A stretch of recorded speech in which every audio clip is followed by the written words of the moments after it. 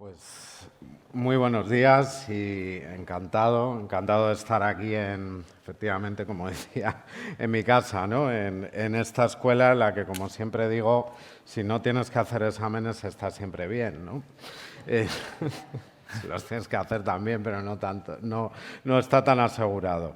Bueno, en primer lugar, quiero agradecer a la organización, Manuel, a todos y daros la enhorabuena por esta quinta edición de Civitec. Es un encuentro que efectivamente es el quinto. Nosotros como ENISA llevamos yo creo que 3 años ya apoyándolo y que vemos crecer, que se está convirtiendo realmente en una cita cada vez más necesaria, ¿no? para hablar de industria efectivamente y de los retos que tiene la industria. Y además este año lleva esa palabra tan importante que es futuro, ¿no? en el nombre. Un futuro que además no se improvisa, que hay que hacerlo pensando en el medio y en el largo plazo, una de las características principales que tiene la propia industria, ¿no? por la necesidad de tiempos que conlleva. Reflexionar sobre esto en todos los sectores, hemos visto antes salud, ayer defensa, otros tantos, es importantísimo hacerlo con un compromiso y una agenda colectiva, en mi caso como consejero delegado de una entidad pública que depende del Ministerio de Industria, pero también, por supuesto, con el sector privado. Con el sector privado, tanto de grandes corporaciones como de emprendedores, emprendedoras, startups, ¿no? Eso hablando, como es en este caso, de innovación y emprendimiento. La innovación y el emprendimiento hay que empezar diciendo que no son nuevas, que no las hemos inventado ahora. Lo digo porque hablamos tanto de ellas, igual que el talento, esto ya estaba inventado, que parece que no existía antes. ¿Qué ocurre? Bueno, pues que ocurre que estamos, como ya ha pasado en otros momentos de la historia, en un momento de transformación, de revolución tecnológica, doble, en este caso, digital y energética. Y cuando esto ocurre, efectivamente, el talento, la innovación, el emprendimiento tiene, si cabe, mucha más importancia, porque es lo que va a marcar dónde estaremos en ese futuro. Se vuelven a repartir las cartas, ¿no? Nos encontramos con posibilidades, como nos está ocurriendo en España, donde era impensable pensar que tuviéramos minas de litio, ¿no? Como ocurre en Extremadura, ¿no? Se reparten las cartas, en definitiva, y eso supone que el emprendimiento y la innovación tengan un papel fundamental. Un papel fundamental que, como digo, tiene que estar jugado por todo tipo de agentes, corporaciones, startups, emprendedores, y eso es lo que se llama innovación abierta. Para hablar de ello, y ahora sí les voy a ir dejando que hablen ellos, quería hacer la introducción. Para hablar de ello tenemos 4 personas que son fantásticos exponentes de todo ello, ¿no? Tenemos a Telmo Pérez de Lucas, director de Innovación y Nuevos Negocios de Acciona, un gran experto que ha desarrollado su carrera, su larga trayectoria tecnológica en Orange y ahora en Acciona. Tenemos también a Gema García González, directora de Riesgo Corporativo, Innovación Abierta y Desarrollo de Negocio de Repsol, una ingeniera de minas con grandísima experiencia en el sector energético. Tenemos a Caterina Coll, CEO de Perseo Biotechnology, una biotecnóloga, otra ingeniera, también en este caso industrial, de Valencia, que ha trabajado y participado en numerosos proyectos multidisciplinares a nivel nacional e internacional. Caterina, y tenemos a Unai Extremo, que está allí, en el extremo, broma fácil, que me podía haber ahorrado, que desde muy joven ha trabajado y es un apasionado auténtico de la tecnología y la informática. Él es ingeniero informático, un gran experto en realidad virtual y computación gráfica. Y bueno, pues con esta presentación ya sí vamos a empezar a hablar de esto, de la innovación abierta, que básicamente es cómo trabajáis juntos, ¿no? Los que estáis aquí. Telmo, ¿cómo lo veis desde Acciona? ¿Empujáis a las startups o os empujan las startups? Sí, es una buena cuestión. Bueno, en primer lugar quería agradecer la invitación también y felicitar al Colegio de Ingenieros y a la Politécnica por esta iniciativa y saludar también a la audiencia online y animarles a que vengan presencialmente ahora que ya ha pasado el COVID.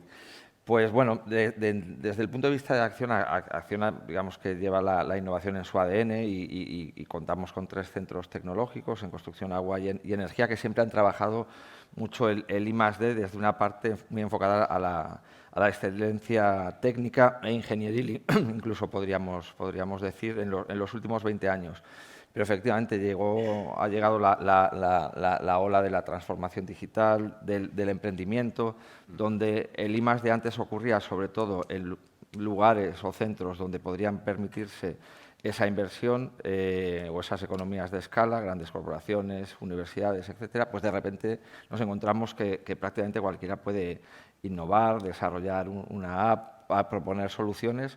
Entonces, bueno, pues tenemos que abrirnos a ese mundo. Y en una corporación pues más o menos industrial y hasta cierto punto tradicional, es algo que ha ocurrido más o menos recientemente, ¿no? Diría que hace 5 o 6 años es cuando a la innovación, pues digamos que le añadimos esa capa de emprendimiento, por decirlo así, donde lógicamente pues abrirnos al mundo startup es la piedra fundamental y donde hay que trabajar muchas cosas antes de poder hacerlo. Algo tan simple como los procesos administrativos de la empresa no tienen siempre por qué estar adaptados a poder trabajar con startups o con empresas de nueva creación, que, por ejemplo, en nuestro caso es que simplemente no eran capaces de homologarse o de pasar nuestro proceso de compras.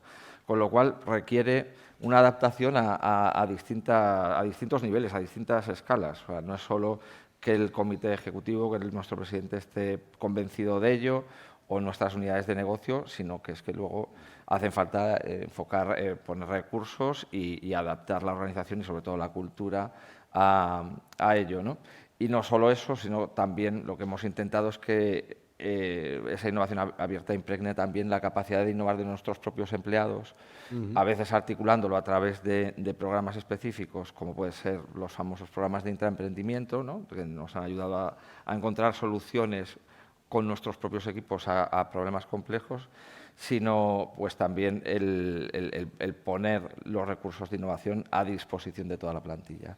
Muy bien, Gemma. En Repsol, ¿hasta qué punto es cuantificable, ¿no? Como las startups os han mejorado las capacidades de I+D? ¿Hasta qué punto es medible, ¿no? Bueno, primero, entender que la innovación en Repsol es parte de su ADN desde los orígenes. Nosotros tenemos nuestro centro de investigación, el Technology Lab, aquí en la Comunidad de Madrid, donde tenemos más de 200 investigadores y científicos de distintas disciplinas, con un gran talento, en el que trabajamos sobre todo para llegar a nuestro objetivo que tenemos actualmente de ser 0 emisiones netas en 2050, un gran reto para una compañía como Repsol del sector energético. Y para ello, pues venimos trabajando los últimos años viendo que no es solo este talento interno, que es extraordinario, sino que necesitamos la colaboración con otras entidades de fuera, tanto corporates como universidades, como centros de investigación, pero muy importante con las startups, con el mundo emprendedor, que ha crecido mucho en los últimos años y que creemos que puede aportar mucho y nos aporta valor en nuestros propios desarrollos tecnológicos, son una pieza clave. Se tangibiliza, luego hablará Caterina porque ella lidera Perseo Biotechnology, que es una startup de nuestro portfolio, pero por contar otro ejemplo, pues por ejemplo tenemos una startup de nuestro portfolio que se llama Finboot, que tiene una tecnología blockchain y que comenzamos teniendo un primer proyecto para medir la trazabilidad de todas las muestras que tienen de nuestros complejos industriales, de nuestras refinerías, tienen que venir a nuestro laboratorio de Madrid y se perdían, no sé qué pasaba. Pues bueno, a través de la tecnología blockchain hemos conseguido tener toda esa trazabilidad y optimizar todo ese proceso. Pero ese fue el primer caso. Viendo que esto era útil, pues luego hemos hecho otro proyecto para ver la trazabilidad de combustibles renovables en unas flotas, que ha tenido un gran éxito, realizado recientemente, y ahora estamos explorando otros proyectos para ver trazabilidad de los distintos productos renovables y de economía circular que la compañía está produciendo, con lo cual muy importante el que realmente es algo práctico y que tenemos casos de éxito que nos empujan y nos animan a seguir trabajando en esta línea. Muy bien, pues Caterina, te ha dado la palabra, Gemma, yo creo, ¿no? Para que nos cuentes esa experiencia, cómo habéis hecho esa simbiosis, ¿no? Entre Perseo y Repsol. Bueno, en primer lugar, quería decir que es Perseo Biotechnology. Perseo Biotechnology es una empresa que está enfocada al desarrollo de proyectos de ingeniería para la valorización de los residuos orgánicos, tanto sólidos urbanos como industriales, en productos de alto valor añadido, como es el bioetanol, otros bioproductos y bioenergía. Entonces, yo creo que un poco ahí está la simbiosis que estabais comentando anteriormente, porque los objetivos, o sea, los productos que nosotros obtenemos es un input para, en este caso, para Repsol, ¿vale? Son biocombustibles avanzados. Y les ayuda a conseguir los objetivos de descarbonización que anteriormente Gemma ha comentado. Pero a mí me gustaría hacer énfasis en que nosotros venimos o sea, surgimos de un proyecto de innovación que empezó en el 2005, cuando nadie hablaba de economía circular. Entonces, una empresa valenciana, una pyme, pues decidió en una de sus líneas de negocio, que era pues, la destilación,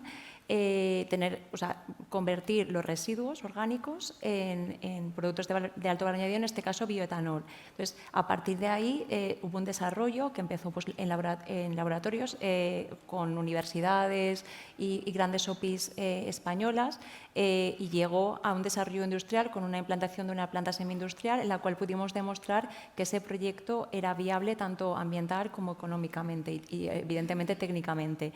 Y a partir de ahí surgió la oportunidad de hacer esos escalados y ahí jugó un papel importante Repsol. En el 2020 el Departamento de Innovación, con todo el know-how que se había adquirido en el desarrollo de los distintos años, se escindió de Imeca y se creó Perseo Biotechnology con una fuerte vocación de industrializar esa tecnología, de llevarla ya a mercado. Muy bien. Unai, vosotros habéis cumplido ahora 18 años. Tuvisteis apoyo de NISA en su momento, pero os imaginabais llegando a este punto. Cuéntanos un poco la trayectoria y también, ¿no?, la experiencia que has podido tener en este ámbito de la innovación abierta. Bueno, ¿nos imaginábamos llegar a este punto? No, cuando empezamos, evidentemente, nosotros... La Bolsa de París, estáis. La Bolsa, sí. El jueves tocamos la campana y salimos a Bolsa. Nosotros comenzamos la compañía en 2004, 3 ingenieros informáticos con pasión por la tecnología de computación gráfica y con mucho interés por la tecnología y muy poco conocimiento empresarial y financiero, evidentemente. Entonces, ni mucho menos nos imaginábamos estar hoy donde estamos. Pero bueno, lo que hemos ido haciendo durante estos años es seguir el camino que nos marcamos, que era llevar la tecnología de realidad virtual y de computación gráfico al ámbito empresarial e industrial. Creíamos y creemos en el potencial de estas tecnologías en este ámbito y durante muchos años hemos ido desarrollando soluciones que aportan valor a compañías de ámbitos tan diferentes como energético, aeronáutico, automoción o ámbitos educativos o formativos. Somos una compañía, lógicamente, de perfil puramente tecnológico, eminentemente innovadora. Buscamos continuamente aplicar la tecnología allá donde aporte un mayor valor. Hace unos 3 años cambiamos el modelo de negocio con el que nacimos, que era un modelo basado en desarrollo de proyectos, y hicimos una transición a un modelo de producto. Ahora mismo lo que estamos haciendo es proveer de una plataforma tecnológica a nuestros clientes con las que les ayudamos a introducir la tecnología de realidad virtual en sus procesos, y eso nos está llevando a aprovechar un momento de oportunidad importante en el mercado, y es lo que nos ha hecho dar el paso a saltar al mercado bursátil, y la semana pasada nos estrenamos en París, en Euronext, y desde el jueves somos una empresa pequeña y una empresa cotizada y con mucha ambición, ¿no? Con respecto a nuestra experiencia, más allá de nosotros creemos y creo que ha habido un cambio sustancial, y probablemente esta mesa es una muestra de ello, ¿no?, en los últimos años, en lo que tiene que ver con las grandes empresas, ¿no?, en este país, y la apuesta por la innovación y por este concepto más abiertos. Pero nosotros hemos vivido más desde fuera Algo que yo creo que es importante y que creo que es necesario seguir potenciando, que es el efecto tractor, ¿no?, que tienen las grandes compañías para las empresas tecnológicas, pequeñas empresas tecnológicas o startups nacionales, ¿no? Es decir, muchas veces cuando salimos fuera nos encontramos con empresas tecnológicas que han conseguido salir al exterior y adquirir un cierto volumen gracias al efecto tractor de algunas de las compañías nacionales o cercanas con las que han trabajado, ¿no? Yo creo que eso es algo clave, es algo que puede beneficiar, lógicamente, al tractor, evidentemente, porque va a estar incorporando una tecnología que le va a aportar valor y que indirectamente va a aportar directamente, ¿no?, al tejido, porque vamos a conseguir, efectivamente, que estas empresas tecnológicas de base nacional puedan salir al exterior con experiencia y con referencias importantes, ¿no? Yo creo que es algo que es importante para las empresas pequeñas tecnológicas y en lo que estoy seguro de que, bueno, que hay que seguir trabajando probablemente y que probablemente muchas de ellas ya están trabajando también, ¿no? Sin duda, cuando planteamos esta mesa también, ¿no?, y en esta edición con Manuel, con todo el equipo de Civitec, queríamos hablar de esto, porque no se trata de hablar de grandes corporaciones o emprendimiento, como a veces se puede plantear, de industria o estos nuevos modelos. Al final tiene que haber esa combinación, ¿no? Y no hay ninguna economía realmente que sea sólida que no tenga una base industrial y grandes corporaciones detrás, por mucho emprendimiento que luego surja, ¿no? Por muchos motivos, como explicaba Caterina, pero también, como explicabas tú, Unai, por ese efecto tractor fundamental, ¿no?, que necesitamos. Telmo y Gemma, a los dos, ¿no? Yo he trabajado en grandes corporaciones, como decía el presentador, aquí en Alemania, en el ámbito de I+D, en el ámbito de mejora de procesos, y éramos muy celosos de la I+D, ¿no? ¿Cómo cambiamos esa mentalidad? ¿Cómo se lleva esto de que una gran corporación ahora bueno, pues tenga realmente el conocimiento en una startup, ¿no? O no lo tenga, o lo tenga en los dos sitios, porque esa es la gran pregunta, ¿no?, que nos hacemos todos los que estamos en este ámbito y que yo creo que parte del éxito de todos, también como sociedad, es poder responderla. ¿Cómo lo veis vosotros? Pues sí, en efecto. Nosotros hemos pasado un primer cambio cultural, ¿no? También nuestros propios científicos, pues gente con mucho talento, ¿no?, pero que acostumbrados a sus propios desarrollos, a su intimidad de sus investigaciones, y realizamos este cambio cultural para introducir las startups y que no lo viesen como una competencia, ¿no?, sino que era un modo de colaboración. Al final todo viene por la práctica y ahora son los mismos científicos los que nos traen startups con las que quieren colaborar.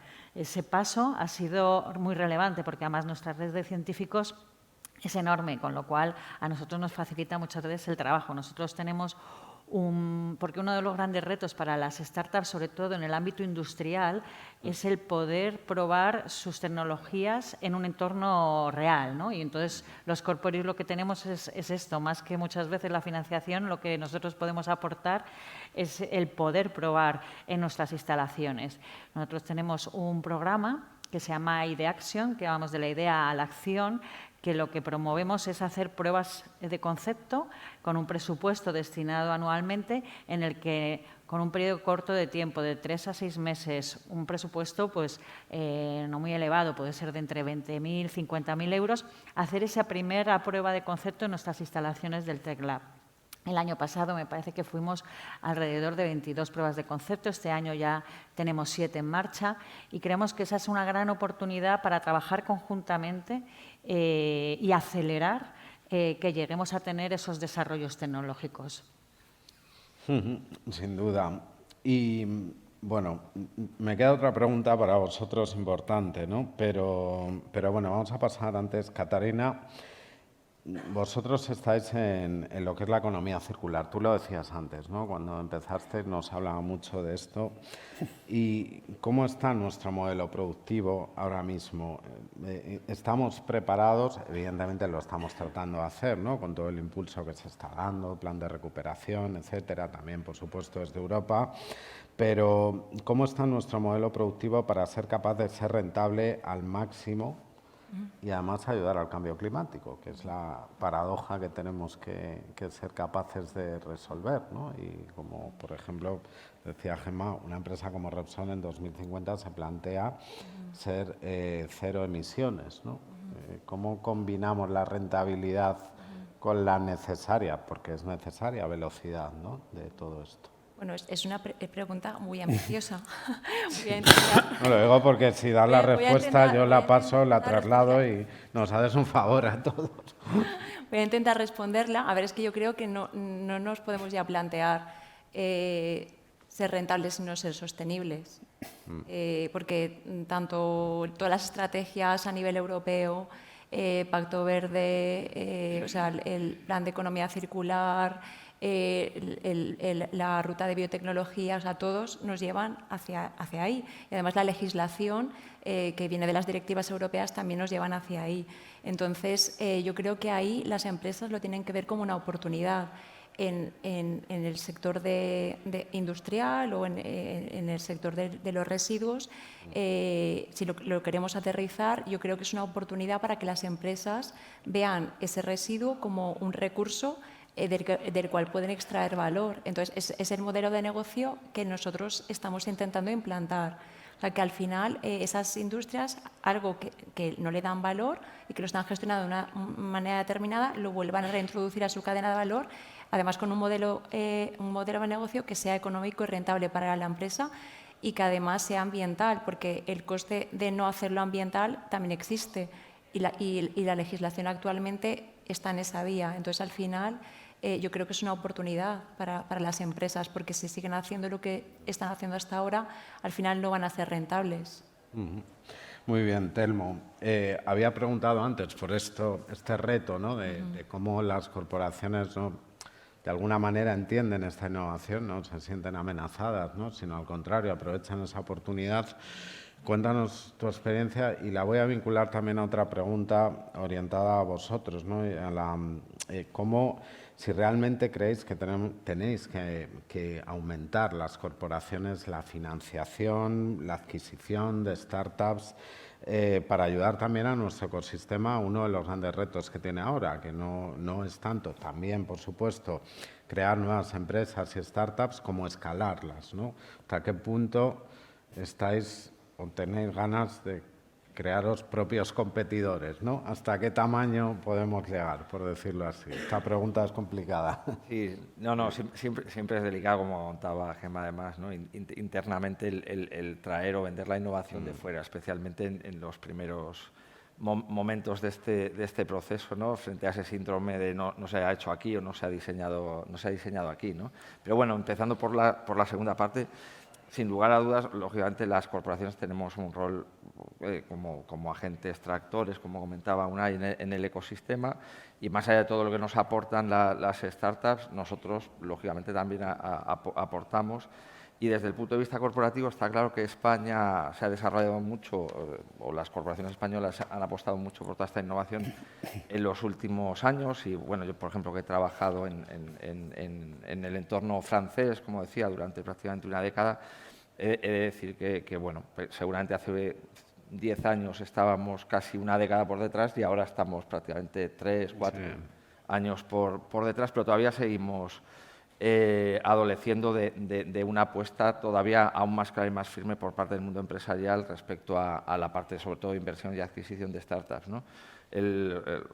Leía un informe que se publicó la semana pasada, por ejemplo, que decía que el peso de la inversión de compañías o de corporaciones en startups en España es alrededor del 15% de todo el venture capital, versus entre Europa el 25% o Estados Unidos, que te vas prácticamente a un tercio o casi el 40% según qué años, ¿no? Y es que si nos vamos a siglas, ¿no?, hay un dicho o algo que está muy embebido ya en la cultura norteamericana, es que el M&A es parte del R&D, del I+D ahora, ¿no? Y el M&A es fusiones y adquisiciones, ¿no? Es invertir y comprar empresas, que es muy sano para acelerar toda la implantación de todas esas soluciones, para dotar de liquidez y para que esa gente innovadora sea capaz de, por un lado, o involucrarse en esos proyectos dentro de las corporaciones o lanzar nuevos proyectos, ¿no? Y bueno, pues muy brevemente, curiosamente he vivido los dos mundos, ¿no? Pues el mundo de France Telecom, de Orange, donde teníamos todo muy reglado, ¿no? Pues fondos de fondos, vehículo propio, etcétera, ¿no? Y distintos programas en distintos países, al de una corporación española que, curiosamente, bueno, pues a lo mejor no somos tan ambiciosos desde el punto de vista vehicular o de mecanismos, pero sí en apertura de mente. Y he de decir, por ejemplo, que para sorpresa incluso mía como responsable de innovación, ahora llevamos 3 inversiones y 3 adquisiciones. O sea, que incluso en proporción al importe de esas adquisiciones respecto a nuestro beneficio neto, son apuestas muy fuertes, ¿no? para nuestra compañía, y es parte de esa apertura de mente y de querer ya adquirir esas capacidades, ¿no? Un ejemplo muy claro, y es más, juraría que Repsol estaba en el capital, no es el del fabricante de las motos de Acciona, que a lo mejor lo veis por la calle, pues lógicamente lanzamos un nuevo negocio.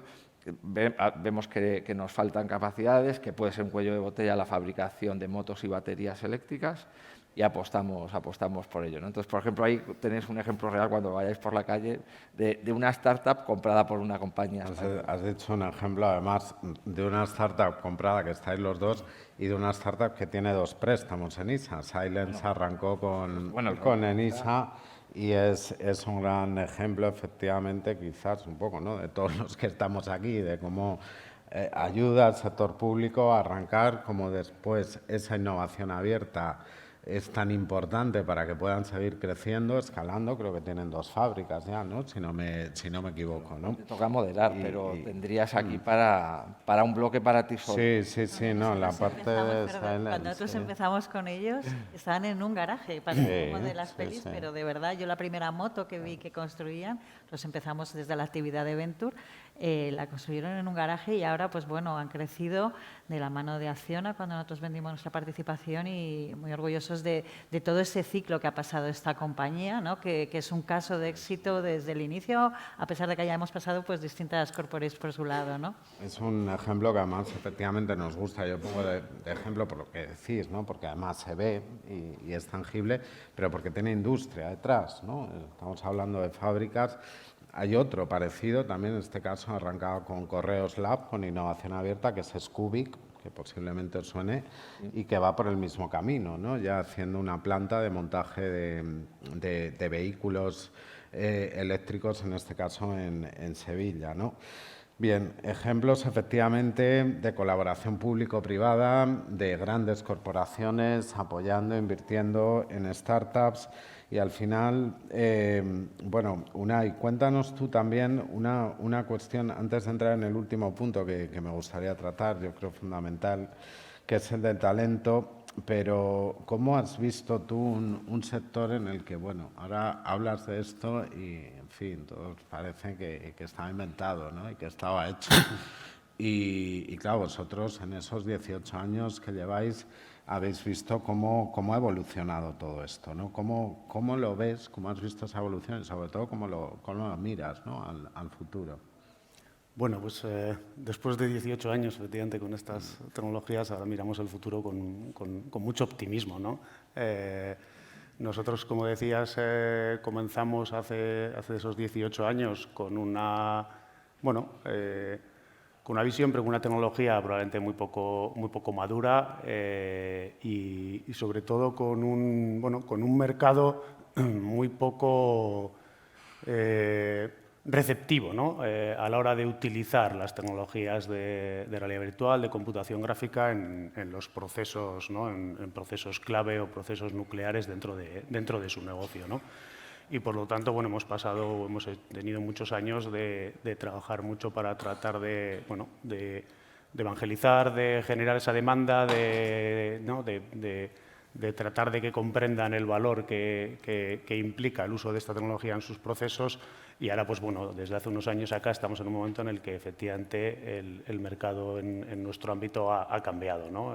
Ahora mismo, pues bueno, muchísimas empresas, instituciones educativas están utilizando estas tecnologías, y están utilizando estas tecnologías dentro de procesos, ¿no?, como pueden ser la formación, el diseño de nuevos productos, y además, bueno, lo hacen a través de plataformas y herramientas que les permiten hacerlo de manera natural, ¿no? Introducirlo en sus procesos, que es lo que tratamos de hacer. Por lo tanto, bueno, los últimos años una gran evolución tecnológica que ha permitido efectivamente que el sector privado empiece a introducir estas tecnologías de una manera importante. Por lo tanto, pues bueno, nosotros ahora mismo estamos ante un momento de oportunidad interesante con un crecimiento importante en el sector industrial por introducir estas tecnologías y que seguirá creciendo en los próximos años, seguro, ¿no? Muy bien, pues bueno, dejo para el final una cuestión, y más estando aquí en ámbito académico, en una escuela de ingenieros que es la que ha estado rondando todo el tiempo, ¿no? Y que es la principal. Es esto que llamamos talento. Digo llamamos talento ahora porque realmente es conocimiento, es educación, es formación, es capacidad de inventar, de innovar, de tener ingenio. Y este es el gran reto, ¿no? Es la materia prima, sin duda, siempre lo ha sido, como decía, más ahora, en un tiempo de revolución tecnológica. Pero, por otra parte, tenemos la paradoja que nos encontramos que nos cuesta encontrar ese talento. Nos cuestan las propias escuelas de ingeniería. Hay una brecha en el ámbito STEM, lo sabe también el decano y el colegio, entre hombres y mujeres, pero es que incluso entre los propios hombres ya el número global está bajando, ¿no? ¿Cómo puede ser que una sociedad donde los niños y mis hijos desde que nacen tienen la digitalización no quieran gestionarla? Porque al final de lo que estamos hablando es decir, dedicaros a esto, ¿no? que estáis tratando. Me gustaría que hicierais una breve reflexión, no tenemos mucho tiempo, un par de minutos, 3 como mucho cada uno, si podéis, de cómo atraer ese talento, más allá solo de la parte, digamos, corporativa, empresarial, ¿no? Cómo generamos ese ánimo de estudiar carreras tecnológicas y cómo atraemos ese talento, porque al final es lo más importante, ¿no? Caterina, empezamos por ti. Pues a ver, en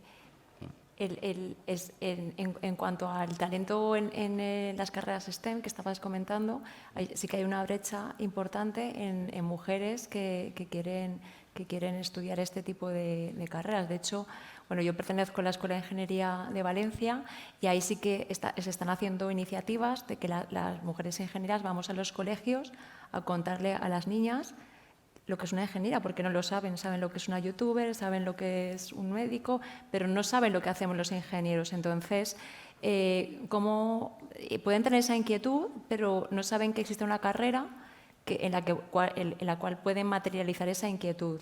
¿Vale? Entonces, es muy sorprendente la reacción de las niñas, sobre todo, y de los niños, porque tampoco saben lo que es un ingeniero, no lo saben, y no saben lo que puede hacer y lo que puede aportar. Entonces, yo creo que esa es una manera de atraer a los niños a algo que agudiza su ingenio, como bien dice la palabra ingeniero.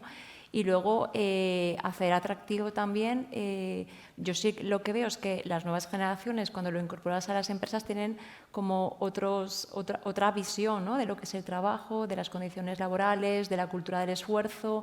Entonces, eso no sé muy bien cómo gestionarlo, porque es algo que ya está ahí y es cultural. Entonces, yo creo que las empresas nos vamos a ver abocadas a convivir con esto, ¿no? Y a ver distintas generaciones más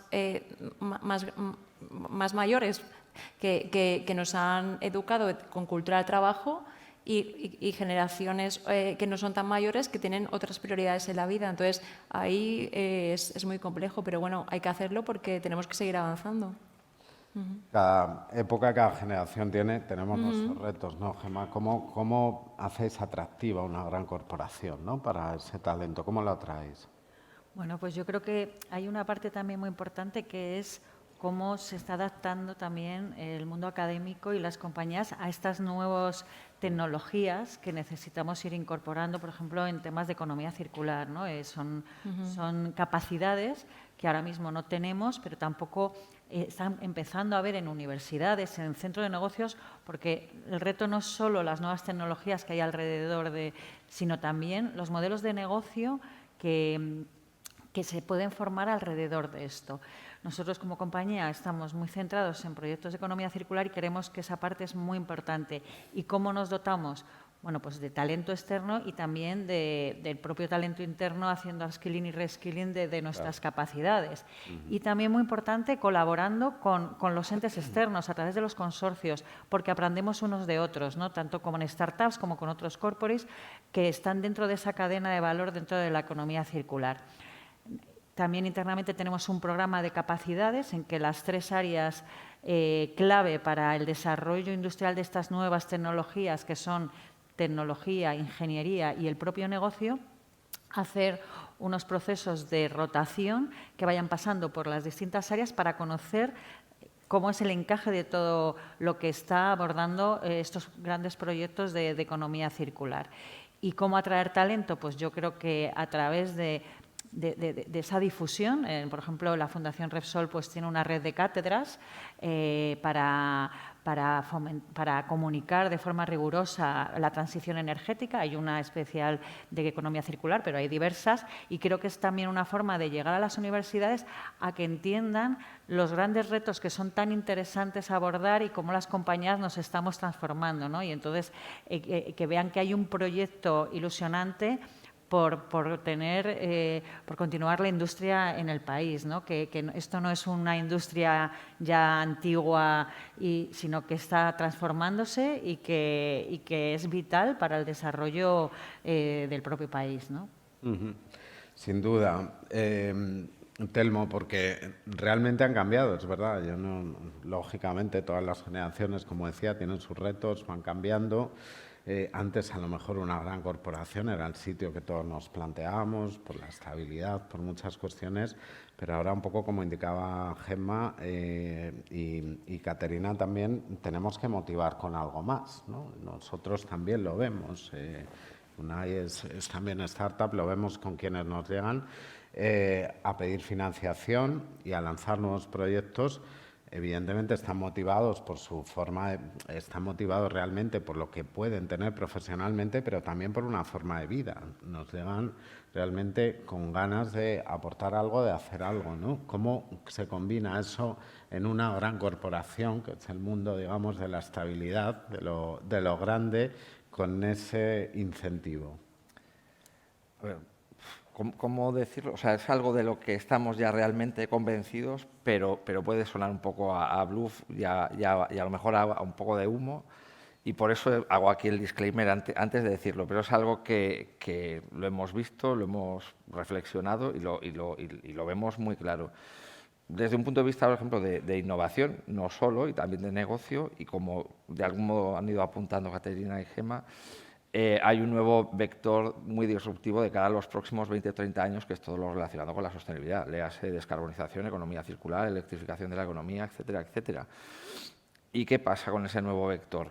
Que, por un lado, aunque ya está bastante avanzado, se encuentra en TRLs normalmente todavía no comerciales o precomerciales, y que requieren de soluciones ingenieriles en la mayor parte de los casos. Con lo cual, un mensaje: viene, desde nuestro punto de vista, una nueva época dorada para la ingeniería, que debe ser aprovechada, lógicamente, por los centros de formación, por las universidades, y, lógicamente, hay una lucha por ese talento que, efectivamente, también hay que atraer. Pero también hay una ventaja en ello, y es que cuando hablamos de cuestiones como descarbonización o sostenibilidad, hay un propósito muy fuerte detrás de ello, que es mejorar el planeta. Y, efectivamente, la gente joven ya se empieza a regir por ese tipo de criterios, y, sorprendentemente, incluso para nosotros, muchas de las personas jóvenes que aplican para trabajar con nosotros, lo que más les tira es ese propósito. Acciona no es ni la empresa más grande de este país, ni mucho menos,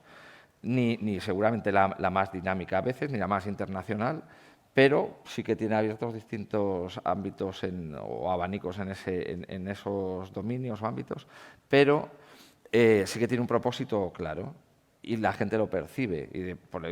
Por ejemplo, somos neutros en carbono desde el año 2016. Ya nuestros planes se rigen en tener impacto positivo, y donde nos hemos pasado una década buscando sobre todo perfiles digitales, ahora buscamos sobre todo ingenieros, porque eso, vemos 20, 30 años donde el mundo va a cambiar alrededor de todo ello, y las soluciones son más bien técnicas ingenieriles. Lógicamente, la parte digital va a ser un habilitador y el vector digital, claro que sigue teniendo ese peso, pero lleva 20, 30 años de desarrollo, este está comenzando, ¿no?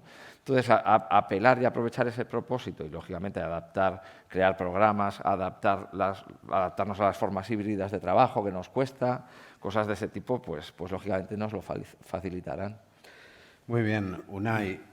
Por el otro lado, ¿no? Si una gran corporación que antes podía suponer la estabilidad, en fin, la seguridad, tiene que hacer ese esfuerzo, como explicaba Antelmo y Gemma, de realmente motivar también en esos valores, ¿no? Que muchas veces atraen más a los jóvenes ingenieros en este momento, ¿cómo hacéis al revés los pequeños para darles de alguna manera esa seguridad, esa trayectoria, ese futuro, ¿no? Nos ocupa también un pequeño spot aquí a nosotros ahora con la ley de startups, con estas cuestiones de stock options, inversión y demás. Pero bueno, ¿cómo lo veis vosotros? ¿Cómo dais esa seguridad? Bueno, nosotros, dentro del momento en el que estamos, donde yo creo que el talento es un elemento clave y lo va a ser en los próximos años. Yo creo que hasta el punto de que la capacidad de crecimiento de las compañías va a estar directamente relacionada con su capacidad de atraer y retener talento, es decir, ya no va a estar tan relacionada con la capacidad de hacer al mercado con el mercado, sino con la capacidad de atraer y retener talento. En compañías como las nuestras, yo creo que la ventaja que tenemos es que estamos acostumbrados a atraer y a retener talento, porque incluso en los momentos en los que las compañías elegían al talento y no al revés, ¿vale? Porque eso ha cambiado, nosotros teníamos dificultades para acceder al talento y teníamos que adaptarnos o tuvimos que tener elementos de atracción que ahora son perfectamente válidos y que ahora muchas de esas grandes compañías tienen que empezar a incorporar, ¿no? Entonces, yo creo que el paradigma ha cambiado totalmente en el ámbito, sobre todo, tecnológico, digital. Nos encontramos en un momento, como decía, donde, bueno, yo que salí de la carrera de Ingeniería Informática hace ya unos 20 años, nosotros salíamos 400 por promoción y nos venían las empresas y elegían a quién querían llevarse, y ahora, pues en la misma universidad en la que yo estudié, pues creo que salen alrededor de 35, 40 ingenieros informáticos, en este caso, por promoción, ¿no? Lo que ha ocurrido efectivamente es que el talento elige dónde quiere trabajar y totalmente de acuerdo. Creo que además los parámetros que utilizan la gente joven para elegir dónde trabajar también han cambiado probablemente con respecto a los que utilizábamos nosotros, ¿no? En nuestra generación. Has hablado precisamente del propósito y creo que es uno de los elementos que aparece, ¿no? Como un elemento clave a la hora de seleccionar o elegir dónde voy a trabajar. Pero es que ya no solo es la captación, es que la movilidad es mucho mayor porque efectivamente tienen muchas más opciones, y ya no solo en el ámbito tecnológico y digital, es que ya no hay fronteras. Quiero decir, hablamos de modelos de trabajos híbridos, hablamos de teletrabajo. Eso hace que cualquier ingeniero desde Madrid, desde Bilbao o desde Sevilla pueda estar trabajando para una compañía en Estados Unidos o en Alemania o en Japón, ¿no? Por ejemplo. Con lo cual, bueno, creo que ha cambiado bastante el terreno de juego y a las empresas nos toca adaptarnos cuanto antes a ese nuevo terreno de juego para ser atractivas para los que ahora eligen, que son ellos, ¿no? Y yo creo que eso es una carrera que probablemente, bueno, los que estamos aquí ya la estamos corriendo, pero es que va a ser crítica en los próximos años. Ya es crítica, yo creo, hoy, pero va a ser más en el futuro. Sin duda, yo creo que lo compartimos todos, ¿no? Esa criticidad del talento. Enunciaba antes un poquito esta ley de startups que ha lanzado desde la Secretaría de Estado de Digitalización e Inteligencia Artificial, que gestionaremos en ENISA, y donde es verdad que más allá de los incentivos fiscales, lo que está de fondo y la intención real de fondo que tenemos es esa capacidad de atraer y retener talento, ¿no? Antes tenemos aquí que despertar ese talento, ¿no? Para que lleguen a estas escuelas y ser capaces de atraerles, ¿no? con esos propósitos que a nosotros mismos también nos sorprende cuando nos preguntamos a nuestras startups y el 60% realmente vienen motivados por un propósito, ¿no? Como decíais vosotros, ¿no? De que quieren pues, reducir la huella de carbono o que quieren hacer algo. Bueno, en fin, nosotros decimos siempre que estos retos que tenemos como sociedad son realmente oportunidades de negocio, ¿no? Y así tratamos de verlo. Me van a sobrar 3 minutos. No sé si queréis decir algo para terminar relacionado con todo esto. Demandas, reflexiones. Bueno, yo un poco por situar qué momento las startups, nosotros desde Repsol creamos el Corporate Venturing en 2016 porque es una herramienta también en la que podemos ayudar financieramente a las compañías para ese crecimiento y seguimos apostando. De hecho, el año pasado lanzamos un nuevo ciclo en el que mantener esta actividad propia de Repsol en un determinado espectro de las startups y lanzar un fondo externo más de scale-up, que también es un espectro que es importante ya en ese momento de madurez, ya casi en la comercialización. Con lo cual, con estas dos vías, el Net Zero Ventures, que nos asociamos con una gestora de riesgo llamada Suma Capital, creemos que cubrimos muy bien el espectro para seguir apoyando tanto startups como scale-ups en este desarrollo final de las compañías, ¿no? Muy bien, gracias, Gemma. Yo creo que para los proyectos de ámbito tecnológico, como los que estamos hablando, sí que es muy importante el contar con el apoyo de grandes corporaciones porque dan músculo económico para la industrialización de los procesos. Entonces, sí que, o sea, me parece muy interesante los programas pues, que ha dicho Gemma o los que ha comentado Telmo, ¿vale? Para impulsar a proyectos que sí que tienen un futuro de industrialización y de al final aplicar esa tecnología que se ha desarrollado en las empresas, el apoyo del músculo económico que les pueden dar estas grandes corporaciones pues, para hacer realidad los hitos tecnológicos que tenemos. Muy bien, gracias. Telmo. Nada, pues yo por mi parte casi aprovechar el foro y la audiencia también para animar a cualquier startup o spin-off universitaria o incluso ingeniero o ingeniera a título particular o como equipo a que si consideran que tienen una solución o están desarrollando una solución que puede ser factible aplicar en cualquiera de los negocios de Acciona, que nos la hagan llegar a través de la web innovation.com, la primera con M, se leería Innovation, que revisamos todas y nos acercamos para que nos la expliquen, ¿no? Y bueno, algunas avanzan, otras no, pero bueno, siempre damos nuestro feedback también. Muy bien, Unai. Yo, por terminar, lo has dicho tú, pero me parecía interesante. Estamos en un momento de cambios de paradigma, hemos hablado de talento, pero que efectivamente son oportunidades, ¿no? Y tenemos que entenderlas como oportunidades en las que posicionarnos cuanto antes y aprovechar este cambio pues, para poder sacar el máximo Muy bien, pues nada, concluyo. Para todo ello están los préstamos de NISA. Tengo que vender también el producto y a disposición, ¿no? de todos los emprendedores, emprendedoras que quieran y cuantos más con ámbito tecnológico mejor. Muchas gracias a la escuela, al colegio y a la organización. Gracias.